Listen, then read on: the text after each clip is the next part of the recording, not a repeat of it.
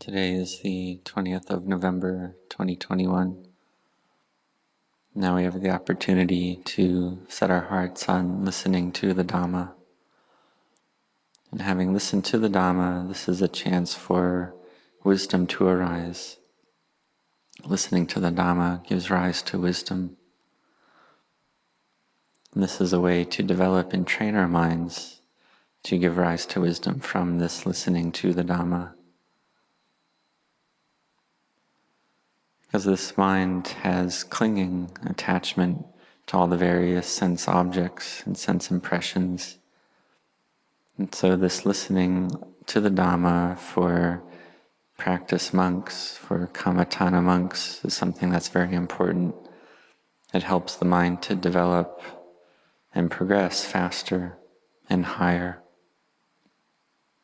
The mind that has doubt, that has agitation and worries with regard to Dhamma practice, then having listened to the Dhamma, one can have clear understanding arise.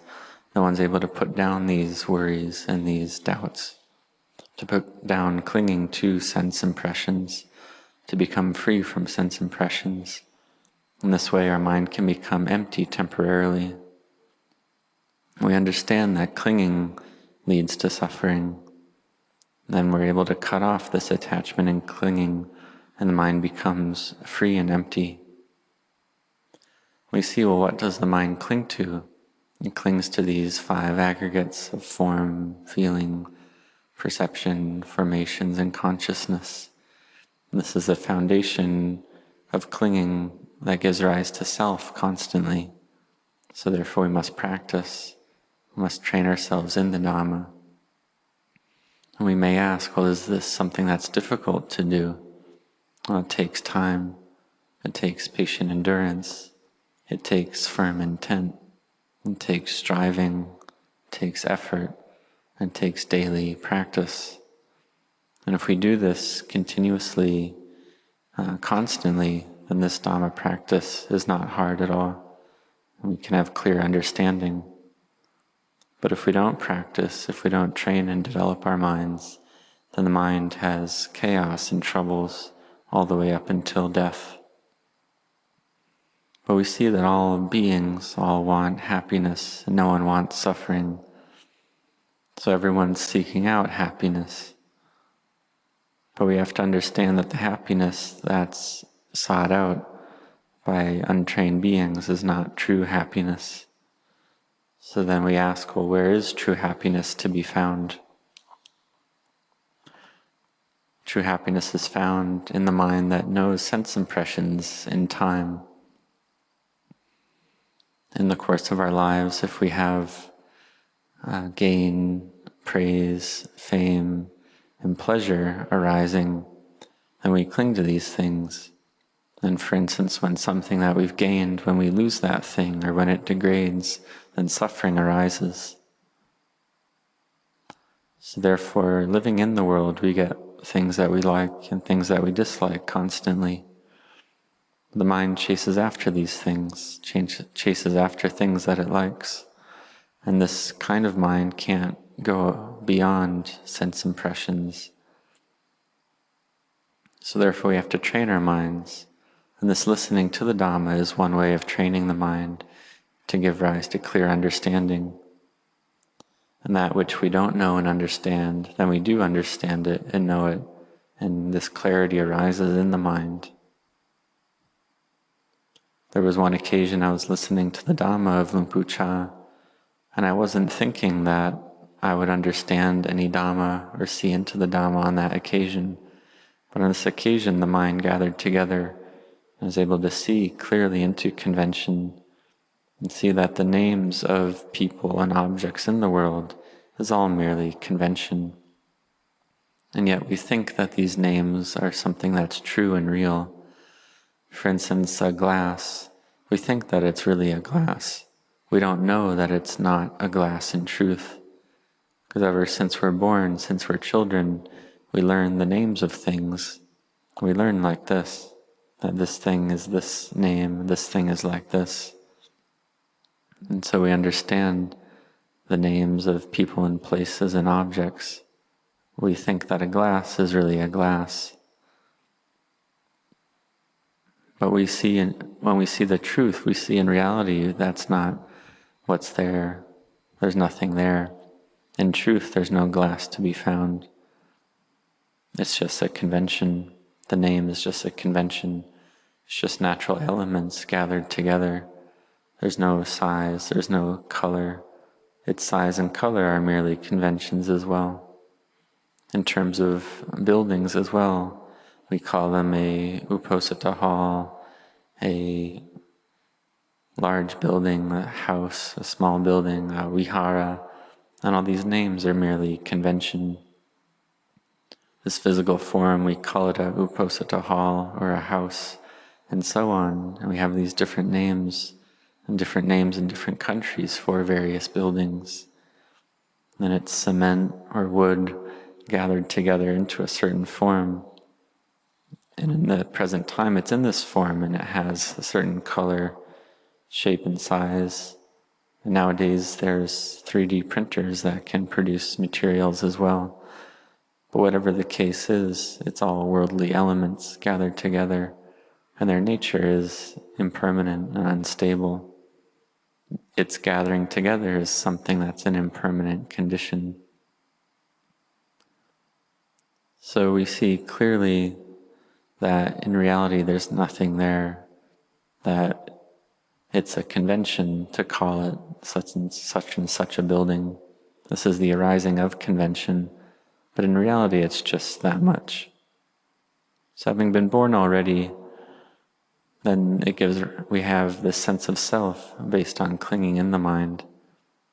And the name that we're given is merely a convention, whether one is reckoned as male or female is just a convention.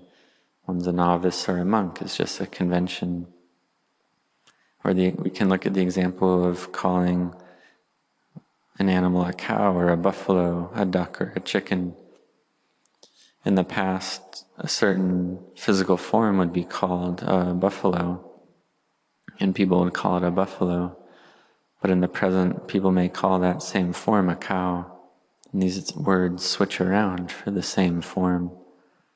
Or with ducks and chickens, we see that, a chicken has this form, has this kind of body, but we may get them mixed up, and it may be a duck. But we see in reality that these names are just a convention. Luang Pu Cha would also give a teaching that he would ask someone to hand a spittoon, but instead of calling the spittoon a spittoon, he would call it a scooper, a water scooper.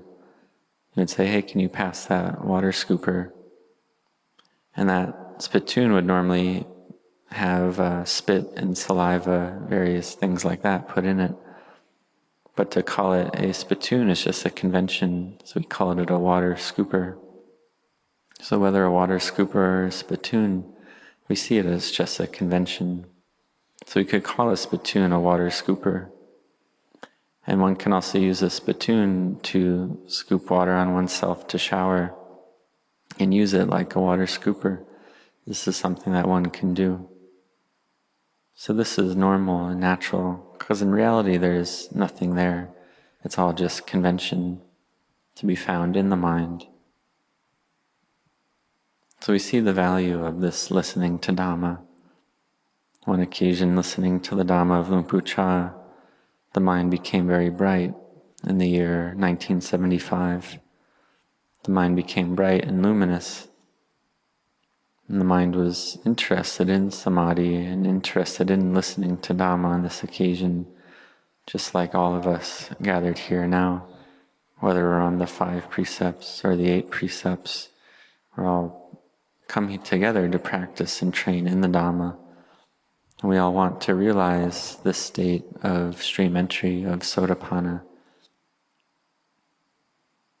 And on this occasion, the mind gathered together, or when the mind gathers together like this, the mind becomes bright and luminous, rapture arises, fullness of heart arises, the mind and body feel light and at ease, And this can go on for 3 days and 3 nights like this.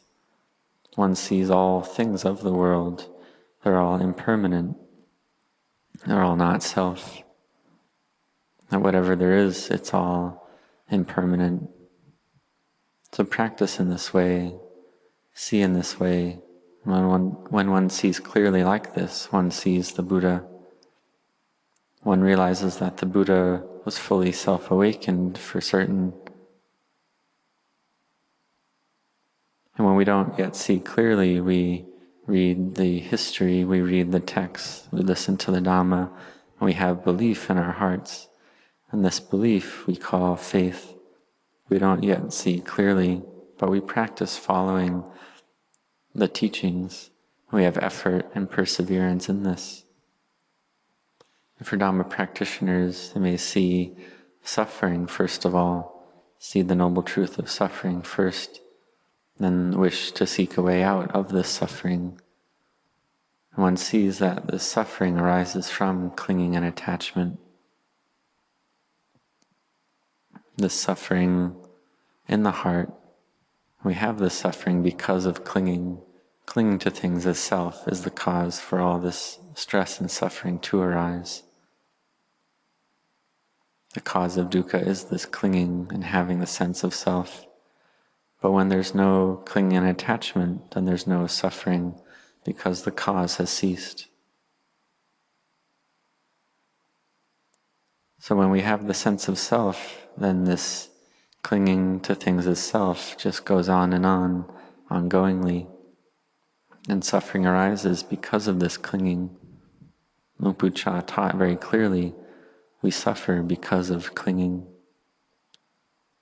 So in order to cut off suffering, we have to be able to not give rise to clinging and attachment. We have to be able to let go. So in this practice of Dhamma, we practice to see clearly, to have effort and intent in this. We have faith, so may you have effort. May you put effort into your chanting, into your meditation, in your walking meditation, your sitting meditation. Have effort in this mental cultivation. Then one day you'll see clearly, you'll be able to attain and see the Dhamma, to see the body as impermanent, as ever-changing. The water element is impermanent. See the body and see it clearly. Use your mindfulness to contemplate the body as a heap of impermanence, stress, and not self. And you can see all the sense impressions and moods in the mind. They all arise and cease. All the feelings arise and cease. Seeing this clearly, one sees the Dhamma. This is the arising of wisdom. So one has firm samadhi, has mindfulness. And if one doesn't yet have these things, then keep practicing, keep building your parami, your spiritual virtues.